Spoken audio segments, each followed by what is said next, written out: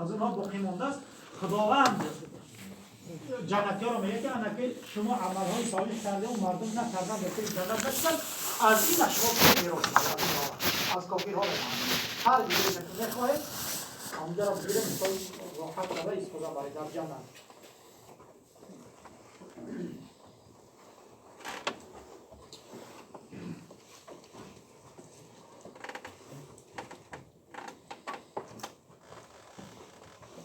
ونادى أصحاب الجنة أصحاب النار أن قد وجدنا ما وعد ربكم حقا فهل وجدتم ما وعد ربكم حقا قالوا نعم.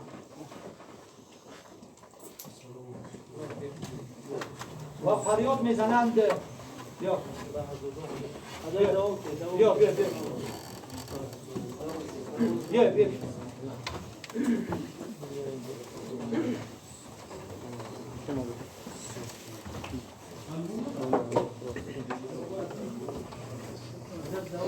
ونادى أصحاب الجنة أصحاب النار أن قد وجدنا ما وعدنا ربنا حقا فهل وجدتم ما وعد ربكم حقا قالوا نعم فأذن مؤذن بينهم اللعنة الله على الظالمين. وقتی که اهل جنت داخل جنت میشوند فریاد میزنند اهل جنت اهل دوزخ را، یعنی خداوند پرده را از بین دوزخی ها و بیشتی ها میگیرد که بیشتی ها دوزخی ها را میبینند و دوزخی ها بیشتی ها را میبینند و فریاد میزنند اهل جنت اهل نار را که آن چیزی که ما را پیامبر خدا صلی الله علیه و سلم بیشتی ها میگن و قد وجدنا ما وعدنا ربنا حقا، هر چیزی که در دنیا با واسطه یعنی قرآن ما را پیامبر خدا صلی الله علیه و سلم وعده کرده بود که در جنت این خیلی خوبی ها هست، این خیلی نهرها هست، ما همین را یافتیم. و فهل وجدتم ما وعد ربكم حقا، جنتی ها دوزخی ها را میگویند که آیا شما آن چیزی که در دنیا وعده داده شده بود برای دوزخی ها، شما در دوزخ همون چیزا را یافتید، دیدید از عذاب، از مشقت، از این چیزا؟ قالوا نعم، اهل دوزخ میگویند برای اهل بهشت که بله، هر وعده که در قرآن یعنی خداوند به ما کرده بود همون سختی ها را ما در دوزخ دیده استیم.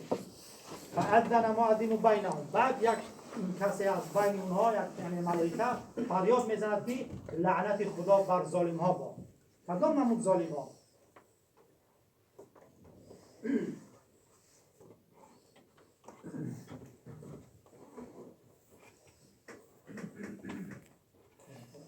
الذين يصدون عن سبيل الله ويبغونها عوجا وهم بالآخرة كافرون، همون شخصانی که ظالم بودن در دنیا لعنت ملائکه برای اینها باد دعا کرد ملائکه، گفت که شخصانی که یصدون عن سبیل الله مردم از راه حق میگردانند، مردم را از راه حق میگردانند و یبغونها عوجا و دین را بازیچه میگیرند و هم بالآخرة کافرون، همین شخصایی که انسان ها را از راه حق میگردانند و دین را بازیچه میگیرند اونها چی؟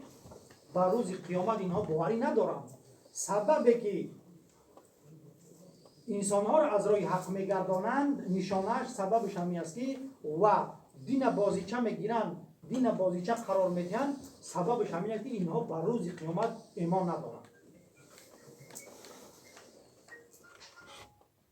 وبينهما حجاب وعلى الأعراف رجال يعرفون كلا بسماهم ونادى أصحاب الجنة أن سلام عليكم ولم يدخلها وهم يطمعون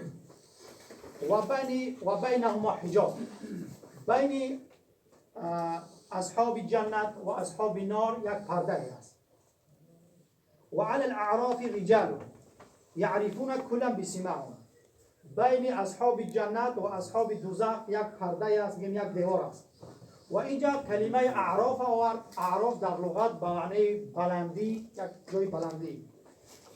ما سه نمود در بگیم که قول اصح عبدالله ابن عباس میگوید که ابن کثیر که اصح قول همین است که اهل اعراف بعضیا میگویند که شخصانی صالح های همین امت هستند، بعضش میگوید که مجاهدین هستند اهل اعراف، بعضی از مفسرین میگن که اهل اعراف شخصانی هستند که ما داریم دوزخی، داریم بهشتی، داریم اهل اعراف.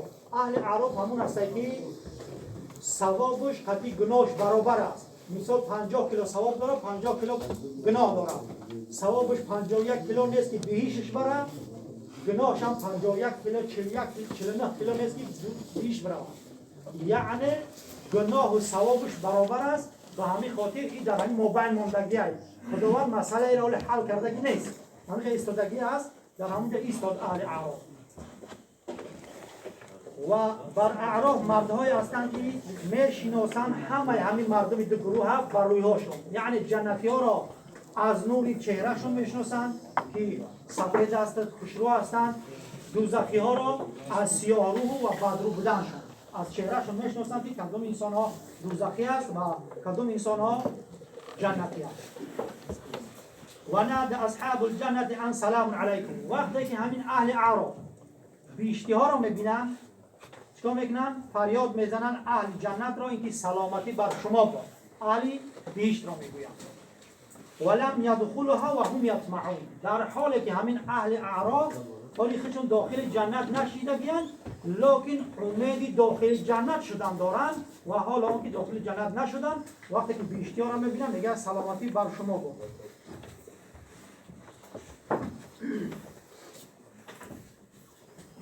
وإذا صرفت أبصارهم تلقاء أصحاب النار قالوا ربنا لا تجعلنا مع قوم الظالمين.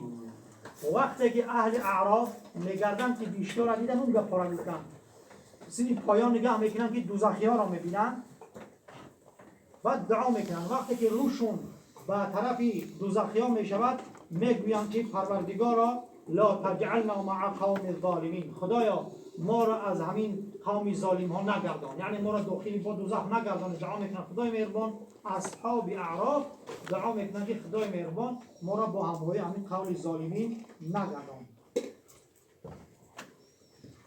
ونادى اصحاب الاعراف رجالا يعرفون بسيماهم قالوا ما اغنى عنكم جمعكم وما كنتم تستكبرون. و فریاد میزنن اهل اعراف مردایی را که میشناسن بس چهره هایشان و گفتن اهل اعراف ما اغنى عنكم جمعكم وما كنتم تستكبرون. یعنی وقتی که پیامبر خدا صلی الله علیه و سلم در مکه مکرمه وقتی دعوت به اسلام میکرد، ابو جهل و ابو لهب و عتیبه و همه اون کافرها جمع شدن و صحبت میکردن و پیامبر قبول نمیکردن، تکبری میورزیدن.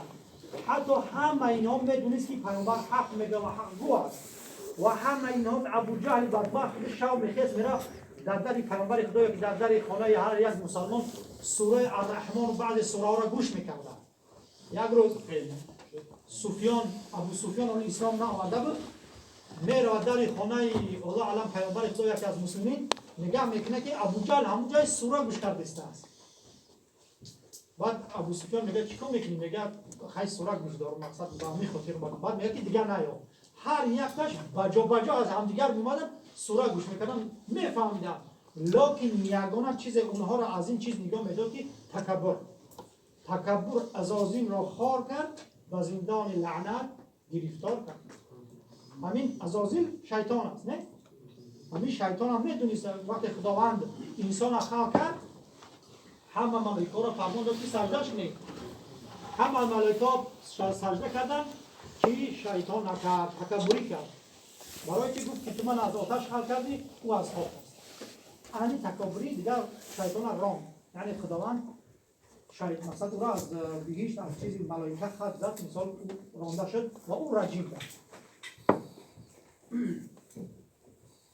اهؤلاء الذين اقسمتم لا ينالهم الله برحمته ادخلوا الجنه ولا خوف عليكم ولا انتم تحزنون. وقتی که همین مشرکایی که تکبر می‌ورزیدن، وقتی که محمد صلی الله علیه و سلم دین جنت خدا میگفت، اونها میگفتن که این بلال حبشی را و عبدالله بن مسعود و اینا داخل جنت نمیشن. میگفتن در همون دنیای خودشون میگفتن یا خداوند در رحمت خودش نمیگیره. اونا همین خیلی دعوا میکردن که خداوند دایده چی میگه؟ اهل اعراف دایده آقا گفته استن که لا ينالهم الله برحمتی. همون تکبران میگفتن که شما رای تو بلاد است کی در رحمت خدا گرفتار میشه. مثلا که خداوند در رحمتش میگیره کی و باوری نداشتن. انا ادخلوا الجنة لا خوف عليكم ولا انتم تحزنون. بعد خداوند چی؟ همون کمبغلکایی که در همون زمان پیامبر بودن که عذاب میکشیدن میگه اگه شما داخل جنت شید شما نترسین دیگه که ابوجهل ابولهب نیست، شما داخل جنت شید و شما دیگه زیق هم نشید. اونا انشاءالله خدا خواهد 100% داخل جنت میشن انشاءالله.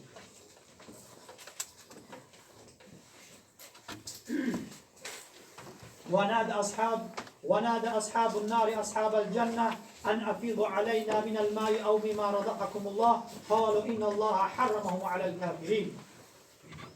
وقتی که جنتی‌ها داخل جنت میشوند، بیشتی‌ها داخل جنتی‌ها داخل جنت میشوند، دوزخی‌ها داخل دوزخ.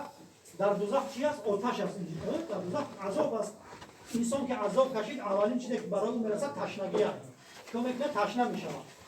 وقتی که تشنه شید در این روایت‌های مفصلین میگذره که بعد این اهل دوزخ میگه که طرف اهل بهشت که برای ما ان افیضوا علینا من الماء او مما رزقکم الله. میگه که طرف دوزخی‌ها طرف بهشتی‌ها میگن که یگان چیز برای ما روانه کنید از همین بهشت، از آب باشه یا از خوردن آب باشه.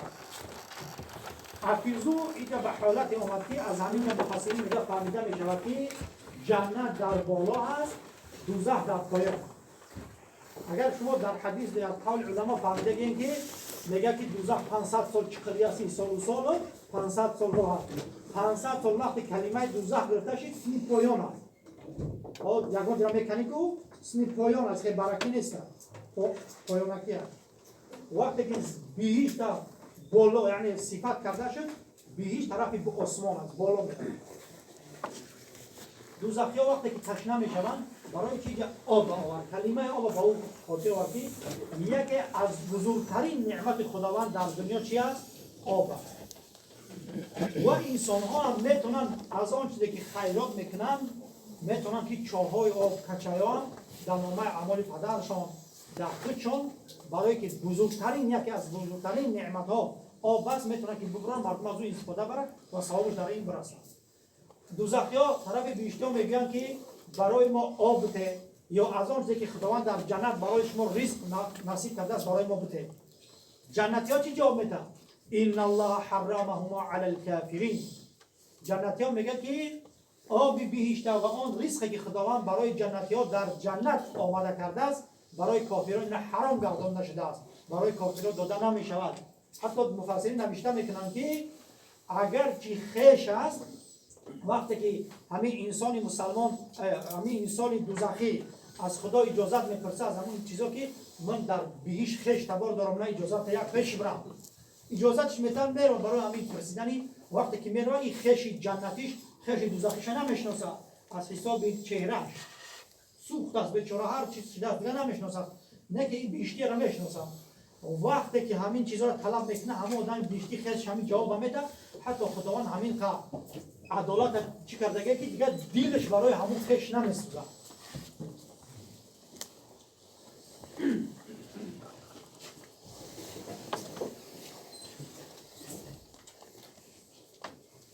الذين اتخذوا دينهم لهوا ولعبا وغرتهم الحياة الدنيا فاليوم ننساهم كما نسوا لقاء يومهم هذا وما كانوا بآياتنا يجحدون. و شخصانی که گرفتن دینشان را لهو و انسان‌هایی که دین بازیچه حساب کردن. بازیچه دین بازیچه. یک روز کیف فارم نماز میخونن، کیف فارم نمیخونن، یا که انسان‌ها را از دین میگردانن. هر عملی که ضد دین باشد همین دین اینا چی گرفتن؟ گرفتن دین را بیکار، لهو بیکار حساب کردن. و لعب بازیچه و غرتهم الحیات الدنیا. سببی همین بازیچه حساب کردن دینشون چیز است؟ میگه که و غرتهم الحیات، اینها رو مغرور گردان همین دنیا، حیات همین دنیا. اینا در دنیا کمک کار کردن سندار شدن، همین سنداری و بایی و همین کار پاش سبب شد که اینها مغرور شدن و دین یک بیکار یک چیز بیکار حساب کردن و دین چی بازیچه حساب کردن. فالیوم ننساهم کما نسوا لقاء یومهم هذا. اما که خداوند وقتی که داخل جنتت نکرد کسی را در اونجا میگه که ای انسان ما در دنیا پیامبر آفریدیم بعدی پیامبر مقصد قرآن آفریدیم مقصد در همون پیامبر بودن ما حدیث های پیامبر بود ما علما آفریدیم برای شما گفته بود شما در دنیا رو پروشیدن من فراموش کرده خدا میگه انا که من هم در همینجا شما را فراموش نمیکنم در رحمتم نمیگیرم که دیگه همچنانی که من فراموش کرده من هم شما را فراموش میکنم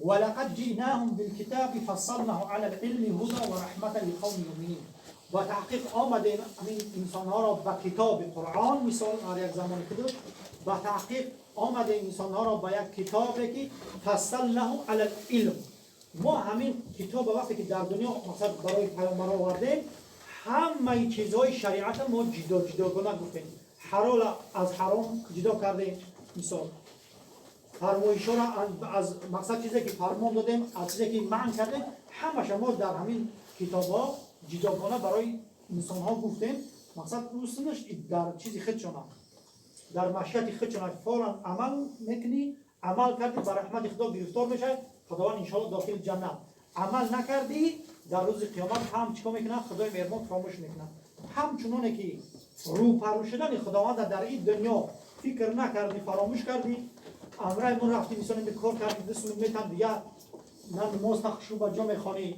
نه روزت هم مثال میگیری در روز قیامت همین که به سبب همین هم ما جواب میتیم برابر یگان چی سبب نمیشه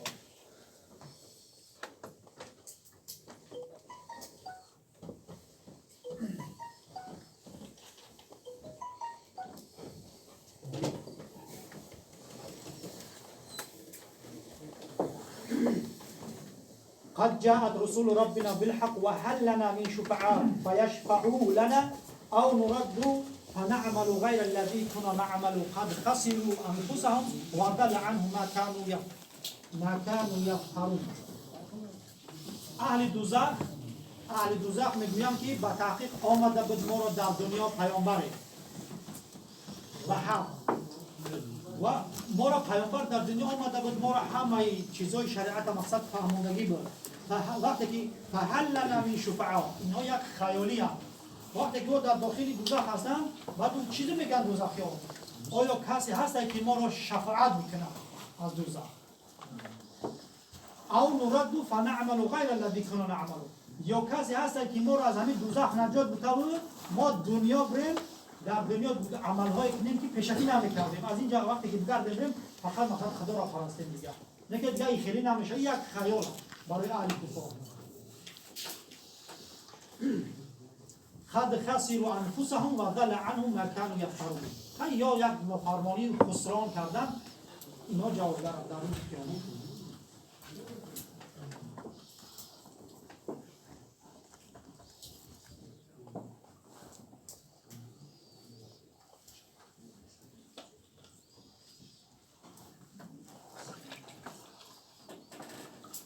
ادعوا ربكم تضرعا وخفيا انه لا يحب المعتدين خداوند میفرماید برای ما و شما که دعا کنید پروردگارتان را شما تضرع و یک شکستگی و یک خواهش و خفیه و خاموشی مقصد هست و درسته که خداوند دوست نمیدارد معتدین گفته و درسته که خداوند دوست نمیدارد آدمایی که حد زیاد میگذرونند در هر کارشون در عبادتشون در غیر عبادت هر انسانی که از همون دیم فایده خودش بیرون بره خداوند را چی دیگه دوست نمیداره ادعوا ربکم تضرعا و خفیا یعنی شما بخواید دعا کنید پروردگارتان را تضرع از روی شکستگی بسیار خطور در نزد الله شکسته بگیرید و خفیا آهسته یعنی شما خود دعاتون بعضی حالت بلند نکنید که دیگه دیگران را ناآرام کنید خفیا یک معنیش دیگری محدث مفسرین میگویند که خفیا اهل حنفی مذهبا همین آمینه که در نماز ما پس میگیم حنفی مذهبا ما آمین از دعا میگیریم دعا و همین استنباط آیت مقصد آمین دعا هست برای پس گفته میشود حضرت یکی از صحابگان میگه که چه گذراندن در عبادت چی است؟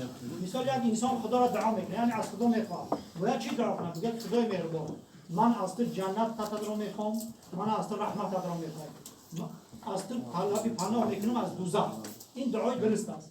نه که یک انسان صحابه نقل میکنه که پسرش گوش کرده سبب که پسر دعا میکنه. گفت خدای مهربان من جنتی بگردم و در جنت برای من قصری سفید بده. بعد پدر گفت که خیلی دعا نکن. برای که ما پیامبر شنیدیم که خداوند آدمایی که در دعاشون زیاد میگذرونن معتاد اونها را منع کرده. چه زیاد میگذرونن؟ دعای زیاد چی؟ مثال یک انسان دعا میکنه که خداوند تو بهشتم بده، خداوند در دنیا من تو زنده نگه بدار. مثال این چیز ممکن نیست. یعنی دعاهای میکنه که ممکن نیست. مثال دعا میکنه که خدای من رنگ پیامبرا که این چیز ممکن نیست. همین معتادین میگن. خداوند دوست نمی‌دارد معتادین می‌کنه.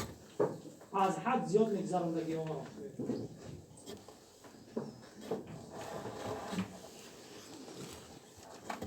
ولا تفسدوا في الأرض بعد إصلاحها وادعوه خوفا وطمعا إن رحمة الله قريب من المحسنين.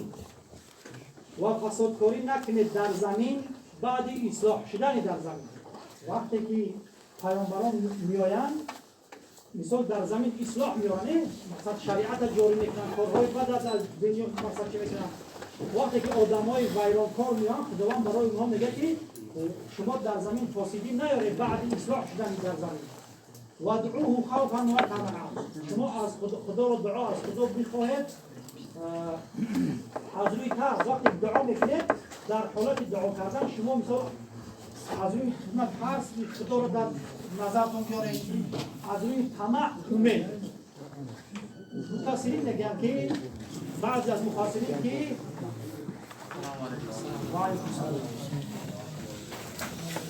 بعضی مفسرین میگن که خوف و شمیه که تو همیشه میترسی که ممکن که خداوند دعا ما قبول نکنه.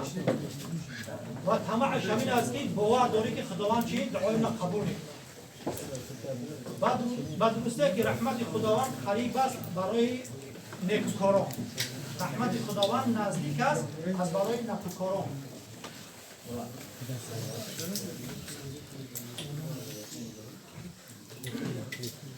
و هو الذی یرسل الرياح بشرا بين يدي رحمته حتى إذا أقلت سحابا ثقالا سقناه لبلد ميت فأنزلنا به الماء فأخرجنا به من كل الثمرات كذلك نخرج الموتى لعلكم تذكرون.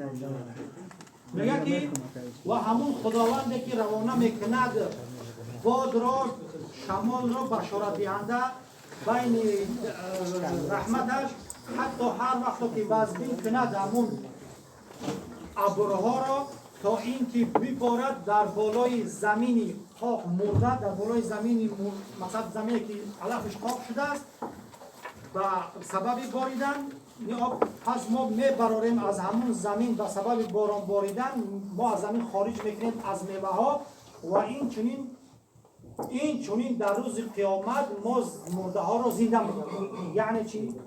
و آنچنان خداوندی که روی میکند شمال را پیش از باریدن باران. وقتی که شمال می شود شمال ابرها رو یک جای میکند، ابرها وزمین می شود، ما همه ابرها رو میبریم در بالای زمین، در زمین‌های خشک میبارانیم و به سبب باراندن ابرها یعنی به سبب باران باریدن ما در بهار برای مثال فهمیدم ما زمین ها رو با اثر نو سبز میکنیم. همچنانه که ما باران میباریم به سبب باران باریدن که زمین ها سبز میشوند در روز قیامت هم ما همین خیل وقتی که روز قیامت ما مرده ها را زنده میگردیم تا اینکه در نزد الله سوال جواب.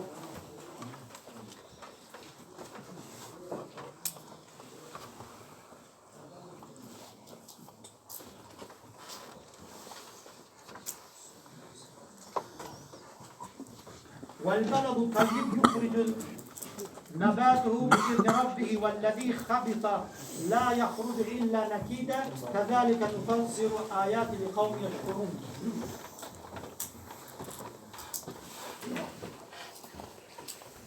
والبلد الطيب گفته و زمین‌های پاک، زمین‌های تازه‌ای که خارج می‌شود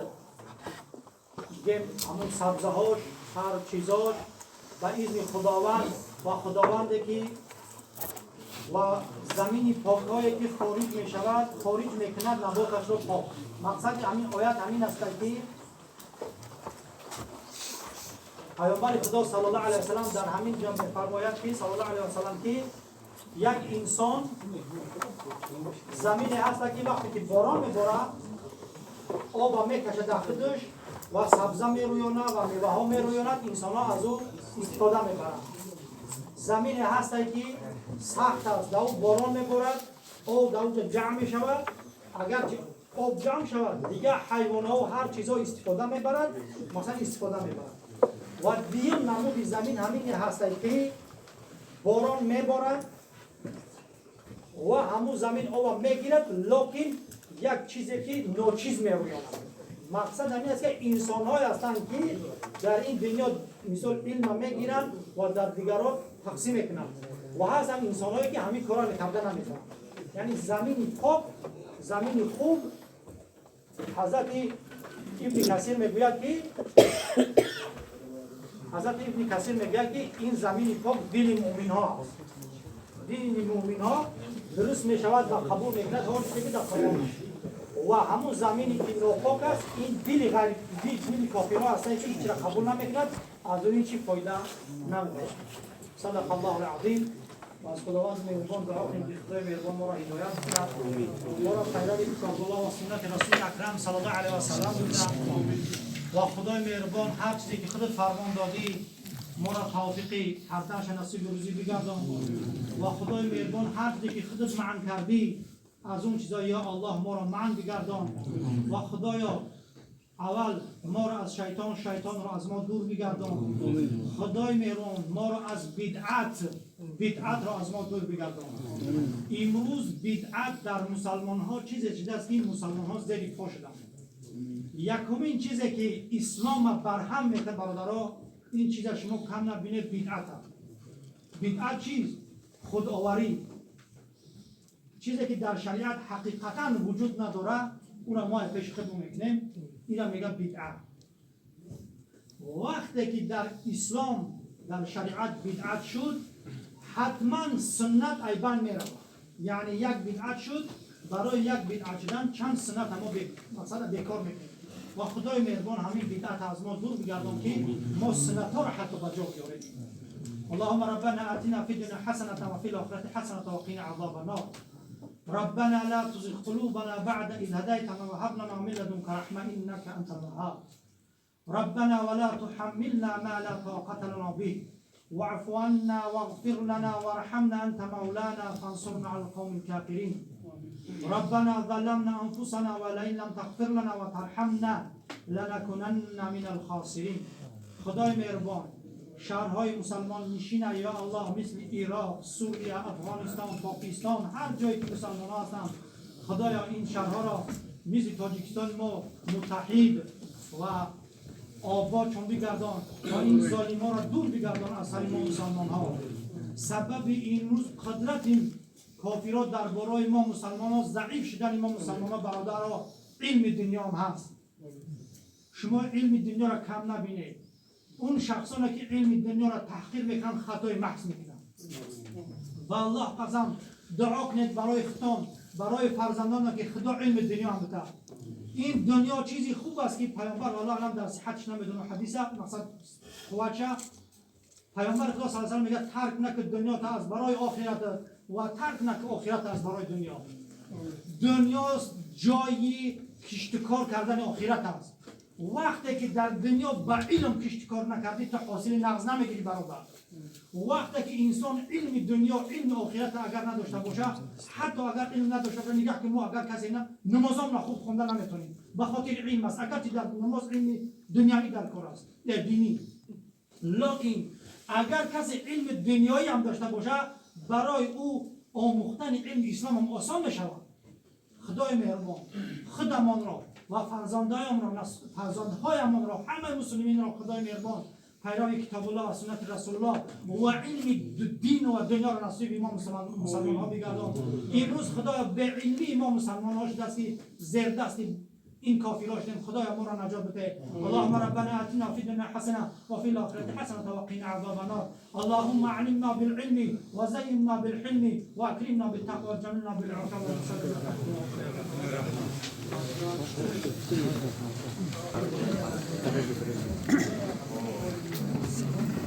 السلام عليكم.